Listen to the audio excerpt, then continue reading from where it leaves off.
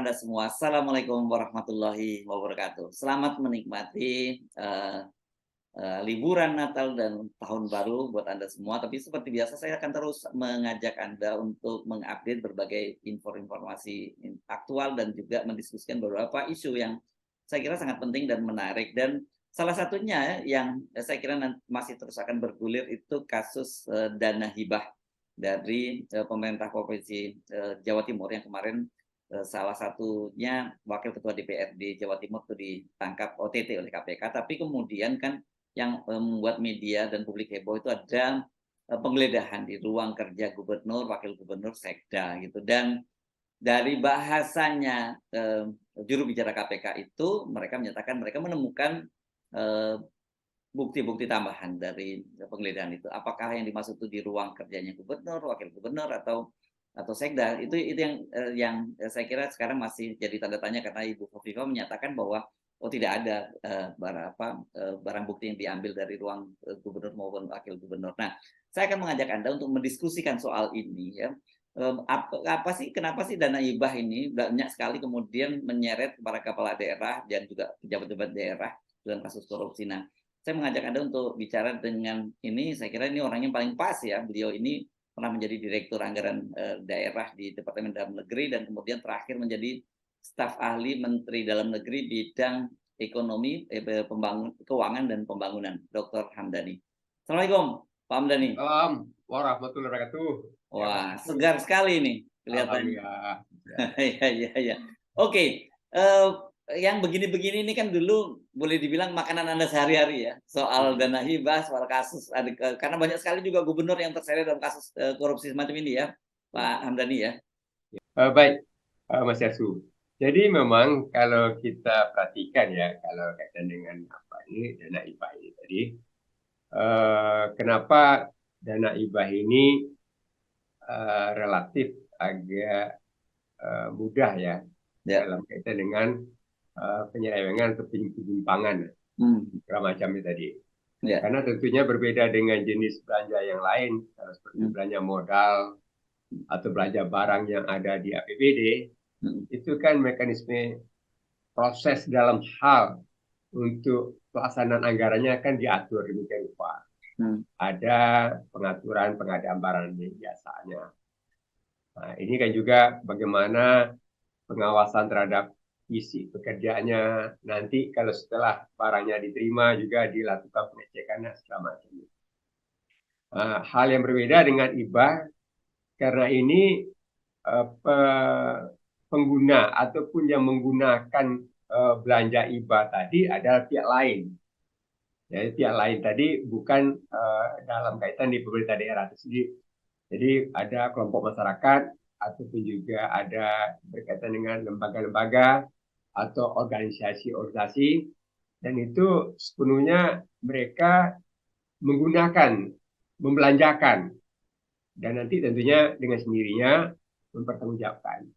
Nah, ini kalau kita perhatikan dalam banyak hal beberapa penyimpangan-penyimpangan yang terjadi tadi berkaitan juga dengan kepala daerah, apakah itu gubernur ataupun juga bupati wali kota. Memang yang lebih banyaknya itu pada tingkatan bupati dan wali kota.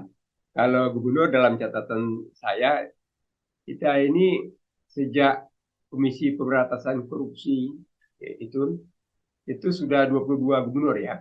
Kita belum hitung lagi yang ditersangkakan oleh 22 gubernur dari 34 provinsi itu jadi lebih dari 60% lebih dari kalau 22 itu kalau provinsi kita 34, cakupan daerahnya itu 17. Karena ada yang 2 kali, ada yang 3 kali. Oh ya. Nah ya. Jadi ada yang 2 kali, ada yang 3 kali. Jadi seperti Riau itu 3 kali gubernurnya tuh.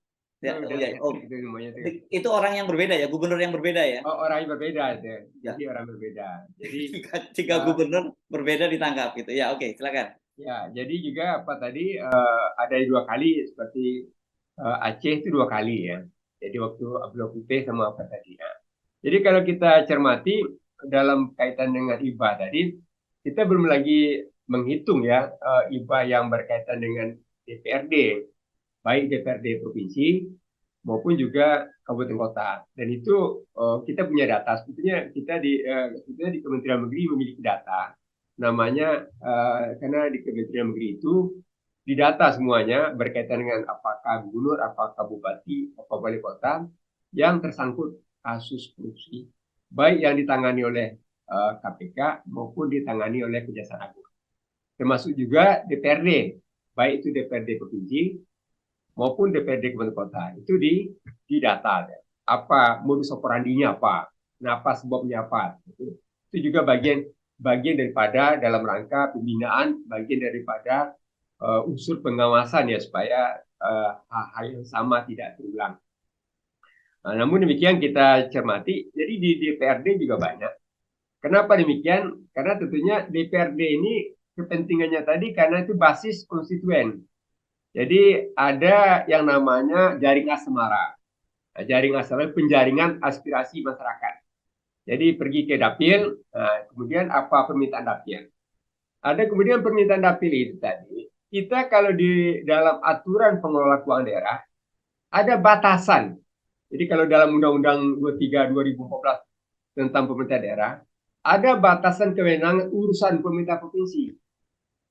Jadi urusan kewenangan pemerintah provinsi tidak bisa serta-merta dianggarkan di dalam APBD yang ada di SKPD. Maka cara yang bisa dilakukan, manakala ada konstituennya di DPRD tadi membutuhkan katakanlah infrastruktur desa, air bersih, atau jalan, ataupun juga jalan setapak. Pilihannya adalah melalui hibah dengan kelompok masyarakat yang ada di desa. Jadi itu pilihannya. Kalau itu dilakukan melalui SKPD, maka ada halangan karena pemerintah provinsi tidak boleh membiayai atau mendanai urusan yang menjadi kabupaten kota, urusan yang menjadi kabupaten kota. Nah, disitulah apa yang tadi sebetulnya semangatnya bagus. Kalau tidak ya kalau seperti pesantren siapa yang mendanai, atau yang urusan masjid, musola, gereja siapa yang mendanai. Kalau tidak ada dukungan daripada ibadah APBD, sebetulnya bagus apa ya tadi. Tapi sebetulnya kalau dilaksanakan ya di tata kelolanya bagus ya. Nah, ini kalau kita cermati ada tiga lah yang gubernur secara langsung ya dari yang 22 tadi ya yang terkait dengan IBA tadi. Pertama Gubernur Banten. Nah, tapi ini tadi sebetulnya kan pemicunya itu bukan dalam IBA, tapi karena pemberian suap kepada Hakim MK, mungkin masih ingat ya. Pemberian suap kepada Hakim MK setelah di atas dasar itu pintu masuk bagi KPK melakukan penyelidikan. Ketemulah berkaitan dengan korupsi berkaitan dengan IBA tadi. Ada juga korupsi berkaitan Alkes. Ini gubernur yang Ratu Atut Khoisiah ya? Ya, Atut Khoisiah. Ya. Tapi awalnya tadi itu karena singkatan Pilkada Leba, ya, kan memberi suap kepada Hakim Mukhtar. Karena begitu ditangkap, jadi kesempatan lah dalam mengorek lebih lanjut lagi ketika seseorang menjadi tersangka ataupun dalam ditahanan ya. Itu banyak hal ya. Ketemu dua. Pertama berkaitan dengan korupsi IBA, kemudian juga korupsi berkaitan dengan pengadaan Alkes alat kesehatan itu kan. Itu. Kemudian juga yang berkaitan dengan Pujo Nugroho yang Gunung Semut. Itu sebetulnya kan awal masuknya tadi KPK tadi kan menyuap. Suap dilakukan terhadap Hakim PT UN. Yes. Tapi setelah diselidiki ada dua kasus lagi muncul. Pertama kasus IBA, ya. Kemudian berkaitan juga dengan suap kepada anggota DPRD, karena supaya menyetujui pertanggungjawaban APBD-nya dan juga APBD perubahan. Nah, itu apanya modusnya. Jadi apa tadi ya? Pintu masuknya awalnya itu adalah ketika memberikan suap kepada Hakim MK. Kemudian berikutnya lagi juga kabupaten Sumsel. Nah, Sumsel itu memang apa tadi ya itu ditangani oleh Kejaksaan Agung. Jadi itu berkaitan dengan masjid ya. Ini apa tadi ada ini Alex Nurdin ya. Ya, 130 miliar. Yang pertama yang dilihat adalah pemberian IBA tadi tidak berbasis proposal. Karena aturannya ada proposalnya dulu. Ada usulan daripada apa tadi? Usulan inilah yang dievaluasi oleh SKPD. Kemudian setelah dievaluasi tadi, baru ditentukan apakah dipertimbangkan untuk diberi. Nah, salah satu persyaratannya adalah domisilinya. Nah, ini ternyata Yayasan Masjid Sriwijaya itu domisilinya di Jakarta lagi pula. Nah, jadi ini jadi apa kata tadi kan?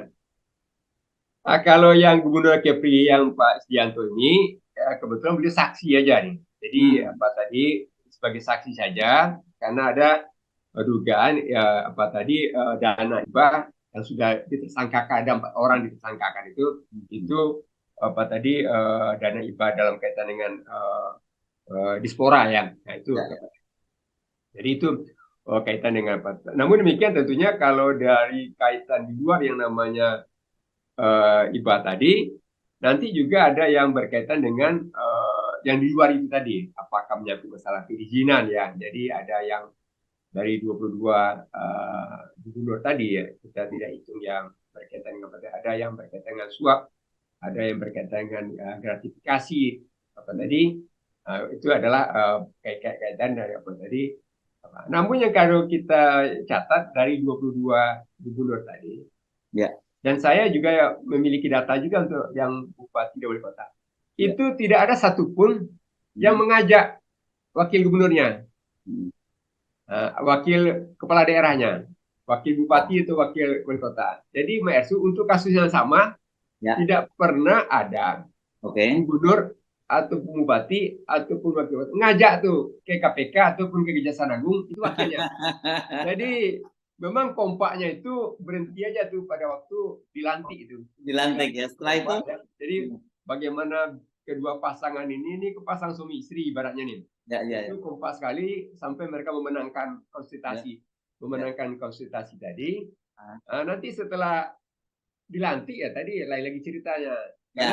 Jadi pemerintahnya udah sendiri-sendiri, termasuk korupsinya juga sendirian aja gitu ya. Masing-masing apa tadi. Jadi nggak pernah ada yang kasus sama itu seperti kalau kita lihat di Jawa Timur ya. Itu saya melihat hampir tidak masuk akal umpamanya gubernur dan wakil gubernur berbarengan gitu. Jadi apa itu hampir tidak, dan itu nggak pernah terjadi itu apa tadi. Oke, jadi sebentar. Kalau wali kota ada berapa banyak kasusnya? Wali kota dan bupati itu berapa kasus korupsi semacam ini? Kalau angka-angkanya semuanya lumayan juga tuh, angkanya tembus 100 semua. 100-an ya? Iya, 100 tembus. Dan itu semua juga bupatinya sendiri yang melakukan, tidak mengajak? Ya, itu aja. Yang diajaknya cuma itu kalau nggak Seda, dan kepala dinas. Bisa kepala dinas BU, bisa kepala dinas pendapatan, bisa kepala badan, kepala dinas perizinan ya, atau nama modal investasi. Jadi Anda hampir menyimpulkan hampir tidak ada kasusnya, bukan hampir, memang tidak ada sementara ini. Tidak ada. Walaupun nanti sang wakilnya ketika dia menjadi kepala daerah definitif, korupsi lagi itu, tangkap lagi itu.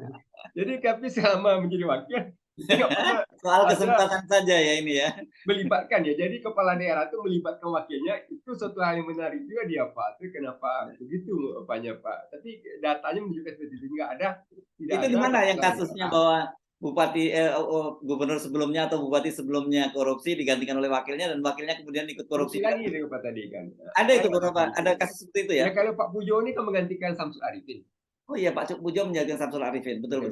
Nah, begitu Pak Samsul Arifin di KPK, pas giliran Pak Pujo kena lagi kan. Jadi pas waktu giliran wakil dia aman-aman aja. Betul, kasusnya pada waktu beliau jadi wakil ya. Waktu jadi gubernur. Oh, jadi gubernur kan? Itu kan 2 kali menjadi gubernur dan kemudian terpilih lagi menjadi gubernur. Tapi ini kasus yang mengganti gubernur setelah periode berikutnya tapi kan ya. Ya, betul. Ya, oke. Baik. Nah, ini kenapa sih kok dana hibah ini kemudian jadi lubang yang sering menjerembabkan para kepala daerah ini? Karena saya mungkin agak sedikit melebar ya. Kemarin kan kita misalnya ada ribut-ribut soal ketika Pak PJ Gubernur juga memberikan hibah kepada TNI dan Polri, kita pernah bahas juga gitu. Terus kemudian terakhir kemarin Pak Dudung juga ramai mempersoalkan bahwa dia dulu waktu jadi Pangdam Jaya itu hanya diberi hibah 16 miliar, lebih kecil dari yang lain-lainnya itu. Sebenarnya saya agak bingung, mengapa kemudian kok instansi lain juga mendapat hibah dari kepala daerah gitu. Ya. Jadi memang kalau kita cermati, kalau yang vertikal memang relatif mulai agak diapakan karena tentunya vertikal itu kan memiliki pendanaan juga di APBN-nya Betul, gitu. itu yang saya Nah, maksud ya. jadi dia pendanaan di APBN juga. Jadi sebetulnya kalau vertikal mau didanai dari hibah itu tentu memiliki keterkaitan. Contohnya berkaitan dengan pilkada. Karena pilkada itu dibutuhkan dukungan pengamanan dari TNI dan Polri. Itu biasanya memang dialokasikan anggaran hibah untuk TNI dan Polri dalam rangka untuk pilkada. Tapi kan pilkadanya masih lama lagi nih. Nah, jadi dan kalau untuk operasional itu hampir tidak dilakukan itu, karena tentunya antara instansi vertikal dengan instansi daerah itu hal yang berbeda. Jadi walaupun artinya hal-hal demikian tidak secara tegas pula larangan itu kan. Jadi itu pada. Jadi memang diapakan tadi tidak secara tegas larangan tadi, tetapi sebetulnya kalau kita melihat kalau seperti yang kayak DKI kalau peruntukannya tidak dalam konteks dalam kaitan dengan katakanlah pengamanan ibu kota ataupun dalam rangka dalam kaitan dengan ketentraman ibu kota tentu perlu menjadi pertimbangan tadi. Tetapi kalau fasilitas yang dihibahkan tadi dalam kaitan dengan ketentraman ibu kota dan keamanan ibu kota tentu hal itu bisa menjadi dasar pertimbangan untuk diberikan hibah. Itu kalau yang kaitan dengan instansi vertikal. Nah, kemudian kalau kita mencermati tadi, kenapa yang tadi yang kalau kita cermati ya sebagai kasus-kasus kayak di Jawa Timur, ini kan yang menjadi apanya tadi modusnya itu kan kaitan dengan Pokmas. Nah, jadi Pokmas itu tadi sebetulnya kalau kita melihat skenario daripada bagaimana mekanisme IBA itu sudah diatur secara jelas di dalam peraturan Menteri Dalam Negeri nomor 77 tahun 2020. Itu secara jelas diatur bagaimana mekanismenya. Sekarang yang tadi adalah kewenangan dalam kaitan dengan bagaimana IBA itu dapat diberikan atau tidak, sebetulnya tidak pada gubernur tapi pada SKPD. Jadi SKPD lah yang menerima proposal permohonan IBA dan SKPD lah yang menentukan apakah penerima itu memenuhi persyaratan layak sebagai penerima IBA atau tidak. Itu dulu apa tadi? Apakah dia layak menerima IBA atau tidak? Sudah ada aturan mainnya di dalam peraturan Menteri Dalam Negeri 7 tahun 2020. Itu sudah jelas tuh apa saja organisasi lembaga yang layak untuk mendapatkan hibah. Itu dasarnya. Sehingga atas dasar itu baru dilakukan verifikasi. Verifikasi itu bukan hanya verifikasi yang berkaitan dengan di desk verifikasi, tapi juga verifikasi lapangan. Itu dilakukan juga verifikasi lapangan. Makanya kalau seperti kemarin itu KPK melakukan penggeledahan terhadap dinas PU, karena IBA tersebut pemanfaatannya adalah oleh kelompok masyarakat tersebut untuk berkaitan dengan infrastruktur desa. Dan infrastruktur desa tadi yang melakukan pembinaan itu memberikan guidance-nya, petunjuk-petunjuknya itu adalah dari dinas PU ataupun dinas yang menangani PU-an. Itu yang memberikan apa tadi kan, bagaimana kalau membuat katakanlah untuk air bersih bagaimana, kalau membuat saluran apa tadi irigasi kecil desa bagaimana, kalau membuat jalan desa bagaimana, itu semualah yang diapakan. Tapi sebetulnya ada cara yang paling bagus juga. Sebetulnya dibuka peluang bagi provinsi memberikan bantuan keuangan kepada pemerintah desa langsung tanpa melalui kabupaten kota, tanpa melalui kota. Jadi bisa dilakukan. Nah, kalau itu terjadi, maka mekanismenya kan agak lebih tata kelolanya lebih agak bagus. Jadi governance lebih bagus. Kalau keperluan di desa tadi tidak hanya tidak langsung salurkan kepada kelompok masyarakat yang membuka ruang ataupun celah yang kelemahan-kelemahan seperti yang terjadi yang di Jawa Timur ini tadi, tetapi bisa disalurkan melalui pemerintah desa. Nanti masuk di APBDes. Kenapa? APBDes itu kan dilakukan juga evaluasi oleh kabupaten kota kabupaten Jadi yang ada satu. supervisinya gitu ya. Ya, jadi kemudian inspektoratnya melakukan audit juga.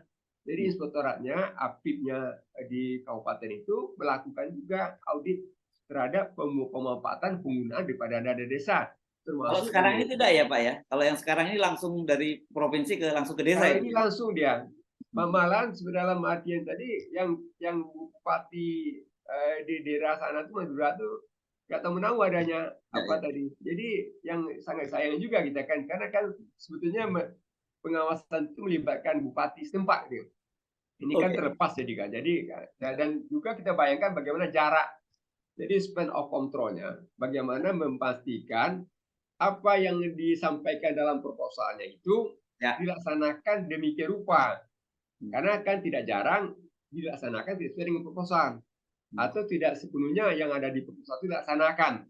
Jadi kalau dalam RAB-nya itu ada 2M, nanti jangan-jangan dia pakai cuma 1,5 M tadi kan. Nah, Hmm. karena itu ada bermacam-macam. Salah satunya kenapa bisa diberikan potongan artinya diberi dan kemudian dipotong 30%. 30% Ya. itu 20% untuk yang tersangka yang sekarang yang apa? Yang wakil ketua DPRD, 10% untuk pengumpulnya yang apa tadi kepala desa tadi. Ya. Ya. Jadi Ya. itu masih dimungkin, jadi dipotong 30% pun masih jalan proyeknya tadi kan. Ya. Barangkali Ya. di Ya. bawah yang terlaksana pun juga lebih kecil daripada apa. Oke. Itu mungkin salah satu apa tadi kelemahan kalau kaitan dengan proyek-proyek infrastruktur itu didanai melalui IBA karena Oke. dalam kaitan dengan pengawasannya, dalam aspek pengendaliannya. Ya. Ya. Kira-kira seperti itu. Nah, tadi Bapak menyatakan itu semua SKPD ya yang melakukan menerima proposalnya, mengevaluasi, memverifikasi dan sebagainya. Tapi di mana peran gubernur? Apakah SKPD langsung bisa memutuskan atau harus ada disposisi dari gubernur? Nah, jadi inilah yang membedakan sebelum tahun 2012. Ya. Jadi waktu sebelum 2012 ya kita menerapkan itu. Jadi kalau sebelum 2012 itu kalau ada IBA itu masuk ke gubernur dulu Mhm. atau masuk kepala daerah dulu. Mhm. Baru ada disposisi kepala daerah ACC untuk dibayarkan. Mhm. Tuh. Ya. Jadi permohonan tadi masuk ke gubernur atau kepada bupati wali kota, baru ada ACC. Ya. Nah, setelah tahun 2012 kita atur dalam peraturan Menteri Dalam nomor 32 tahun 2011. Itu Ya. tuh kita hapus tuh. Kita Jadi, putus kewenangan untuk hal demikian. hmm? Jadi sekarang tidak punya kewenangan lagi gubernur dalam kaitan dengan dana IBA. Dia nggak Oh, punya kewenangan lagi. Karena semuanya adalah proposal masuk kepada SKPD, hmm. ya, SKPD yang melakukan evaluasi, SKPD yang melakukan verifikasinya, termasuk verifikasi faktualnya, fungsi lapangan. Kemudian nanti ini lihat dibahas lagi dengan TAPD, tim anggaran pemerintah daerah. Tim anggaran pemerintah daerah itu ketuanya sekda. Jadi itu mungkin mencoba lagi melakukan validasi lagi. Jadi TAPD itu melakukan validasi lagi. Baru setelah itu dibawa ke Badan Anggaran Banggar DPRD untuk minta persetujuan. Kalau setelah setuju, udah jadilah dia nanti jadi APBD. Jadi semua dokumen yang mendasari sah tidaknya tadi sudah oke sebelum Perda APBD ditetapkan. Semua proposalnya tadi, permohonan untuk penerima IBA tadi, kelayakan dia sebagai penerima IBA, baik secara legalitas maupun secara administratif, itu sudah clear dulu sebelum Perda APBD diapakan. Jadi itu apanya tadi. Jadi ini model anggaran yang sebetulnya lebih sempurna dia karena dia sebelum anggaran itu diketok palu dia sudah clear dulu Ya, ya. siapa penerimanya, Hmm. penerima itu memenuhi persyaratan tidak secara legalitas, secara administratif. Hmm. Proposalnya oke nggak? Secara apanya fisiknya ada nggak apa tadi? Itu sudah Ya. dicek dulu. Oke, jadi gubernur dari mana itu dapatnya kan? Tapi bisa dong, kok gubernur artinya dalam tanda petik dia menginstruksikan kepada SKPD untuk ibah ini saya dapat sekian persen. Bisa juga seperti itu kan?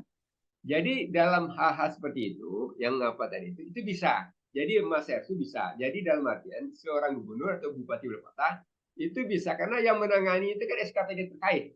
Betul. Jadi bisa di SKPD PU, bisa SKPD Dinas Pertanian, bisa SKPD berkaitan dengan Dinas Pendidikan, dan lain itu SKPD. Bisa saja nantinya gubernur bupati kota meminta kepada apanya tadi supaya bisa kaitan dengan ibadah tadi. Itu juga bisa terjadi. Hal demikian juga terjadi kan.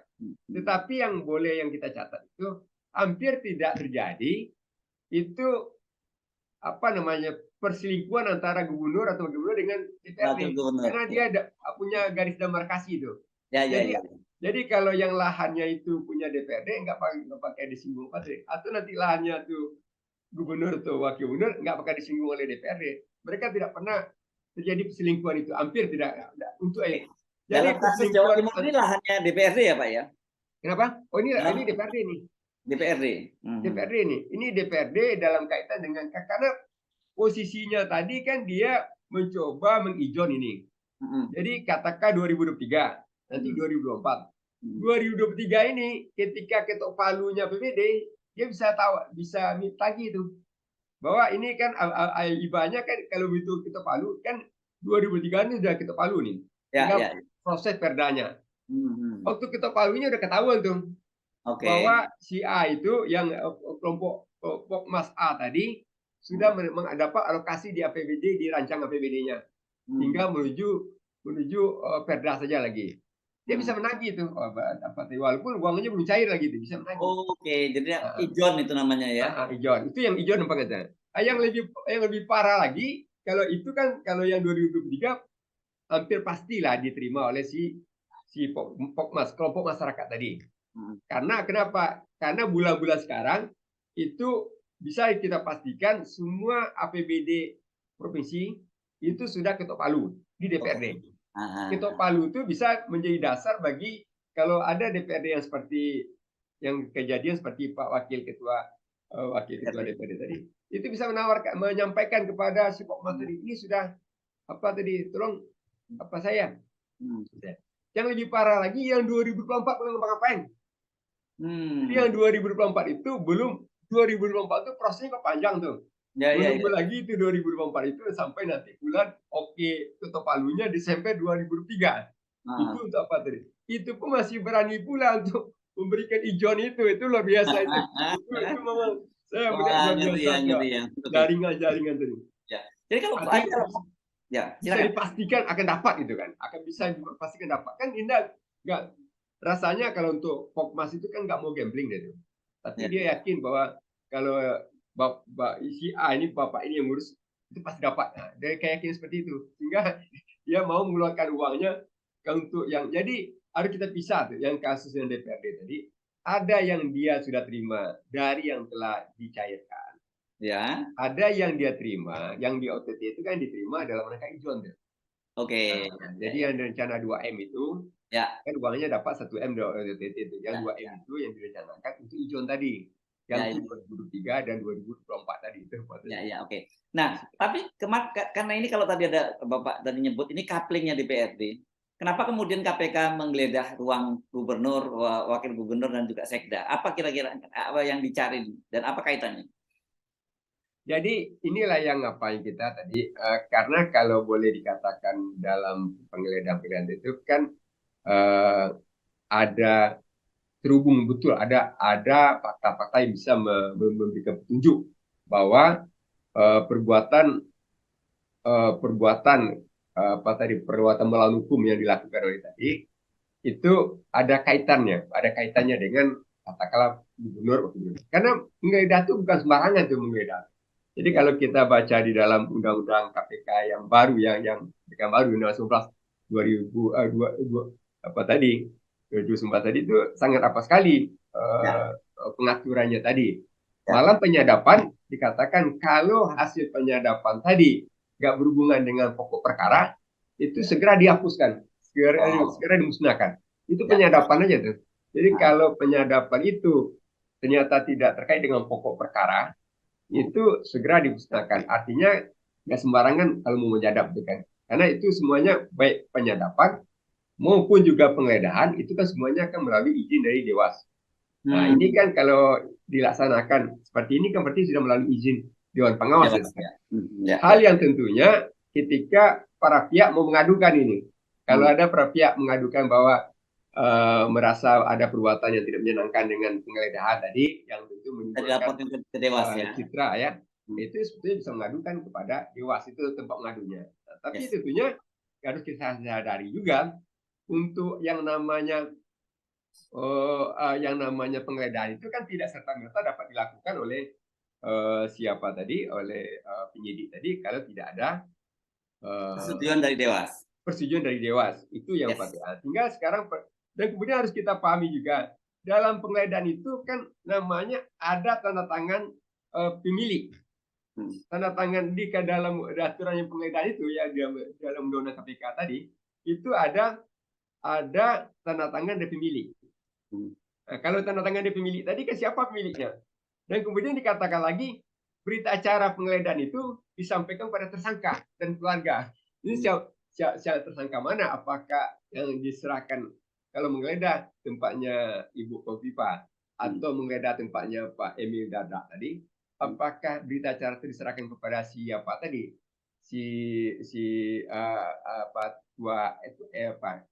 Wakil ketua mantan wakil ketua DPRD tadi, apakah itu yang dimaknai dalam aturan seperti itu? Itu harus clear juga tuh, karena kata-kata undang-undangnya menyatakan demikian. Jadi dia pertama harus ditandatangani oleh pemilik, kemudian salinan berita acara penggeledahan itu disampaikan kepada tersangka dan keluarganya. Nah, sekarang yang punya ruangan gubernur dan wakil gubernur itu kan tidak apa tadi kan. Jadi ini mungkin yang memerlukan apa tadi, ini yang baru, sesuatu yang baru yang tadi saya katakan tadi, kalaulah kalau dikatakan ada keterkaitan, hampir kita pastikan tidak bisa terkait kedua-duanya. Yes, oke. Jadi kalau belum pernah terjadi ada kasus wakil gubernur dan wakil gubernur bersekutu satu bersekongkol. paket tuh. Satu paket. Itu satu paket. Jadi ketika umpamanya ini digeledah, jadi pertanyaan dia apa sebetulnya apa tadi kan itu. Yes, jadi mungkin menjadi dan kalau itu terjadi berarti ini kasus langka yang sangat menarik gitu ya Pak ya. Kalau itu terjadi sampai terjadi ya. Iya, itu baru pertama kali itu terjadi kan. Oke. Itu pertama kali karena tentunya kita melihat ya apa tadi umumnya yang saya katakan tadi antara kepala daerah dan wakil kepala daerah dan juga DPRD itu hampir tidak terjadi perselingkuhan dalam kaitan dengan ada memang yang tadi saya katakan ketika dalam kaitan dengan APBD. Ya, ketika DPRD-nya katakanlah Sandra APBD-nya, maka ketika Sandra itu berjalan biasanya ada tawaran. Ya, kalau mau diselesaikan ini itu kan beberapa kasus seperti Emizola. Ya, Emizola itu kan kasusnya juga berkaitan di samping ada suap, tapi juga suap yang dilakukan kepada DPRD. Makanya DPRD-nya kan kena semua ya di Jambi ya. Tadi kan hal yang sama juga di beberapa tempat itu ada yang dengan mungkin kabupaten kota juga Mas Ersu tahu tuh suap yang dilakukan oleh kepala daerah kepada DPRD supaya mempercepat proses APBD-nya tadi. Nah, biasa. Oke. Baik, terima kasih Dr. Hamdani. Ini menarik kasusnya ya. Kita cermati kalau sampai terjadi kemudian juga misal katakanlah ini melibatkan gubernur dan wakil gubernur, ini adalah kasus langka dan pertama kali terjadi di Indonesia gitu ya. Jadi Mas Ersu, makanya kalau kita baca dapat kan maki itu kan masyarakat itu ya sedikit menyayangkan lah proses penggeledahan ini terjadi. Yes, oke. Jadi agak menyayangkan karena kenapa demikian? Kalau toh umpamanya mungkin sebetulnya tanpa digeledah pun untuk meminta sebagai saksi itu dimungkinkan saja tanpa bisa dipanggil sebagai saksi ya. Kalau dipanggil sebagai saksi tanpa melakukan penggeledahan yang supaya orang tidak melihat keterkaitannya secara langsung nih Pak tadi. Kalau digeledah itu kan ada indikasi keterkaitan secara langsung. Yes, tapi kalau sebetulnya tanpa digeledah itu tidak menutup kemungkinan kalaupun nanti dipanggil juga gitu ya. Atau wakil gubernur dipanggil sebagai saksi itu sah. Baik. Terima kasih Dr. Hamdani atas penjelasannya. Assalamualaikum warahmatullahi wabarakatuh. Warahmatullahi wabarakatuh.